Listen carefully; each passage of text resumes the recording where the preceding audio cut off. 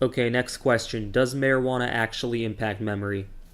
So there's definitely been a lot of evidence to show that marijuana negatively impacts memory and concentration, at least in the short term, while it's still being utilized in the brain, that is. So let's say someone smokes marijuana before going to class. Chances are they're not going to be able to concentrate as well as they normally would in class. And after they finish the class, they're not going to be able to remember what they learned in the class as well as they normally would.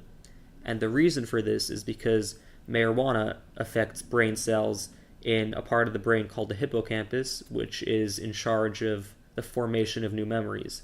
So, when someone takes marijuana, it might increase certain chemicals that are gonna tell certain brain cells in the hippocampus to kind of shut off. And because those brain cells are shut off in the hippocampus, the person's ability to form new memories is going to be negatively impacted. So, not everyone who takes marijuana is going to have short-term negative effects in memory and concentration. And the reason for that is, let's say someone has a different concentration of chemicals than a normal person, right? So let's say if someone has low levels of certain chemicals that marijuana is going to raise, then when marijuana raises those chemicals are just going to be at the normal level. So they're not going to turn off brain cells in the hippocampus, and the person's ability to form new memories isn't going to be affected, right? So, does marijuana actually affect memory in the long term? So this definitely depends on two factors, namely how much the person does marijuana, and more importantly, the age that they do marijuana at.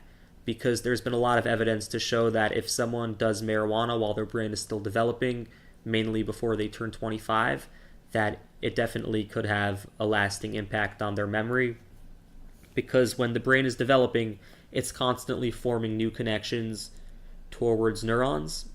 And if it's not able to form new connections towards neurons because the marijuana is coming in and stopping it from kind of turning those neurons on or forming those connections in the hippocampus, then they're not going to have as many connections or brain cells working in the hippocampus, and they're not going to be able to use their hippocampus as well in the future because their hippocampus is kind of missing those connections to brain cells.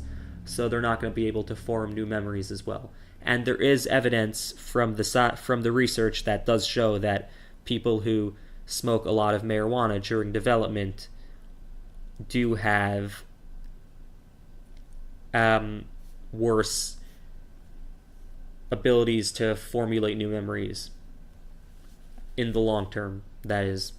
And keep in mind, if someone only does marijuana sparingly, once every few months or so, they're going to be a lot less likely to have these kind of long-term negative effects when on marijuana.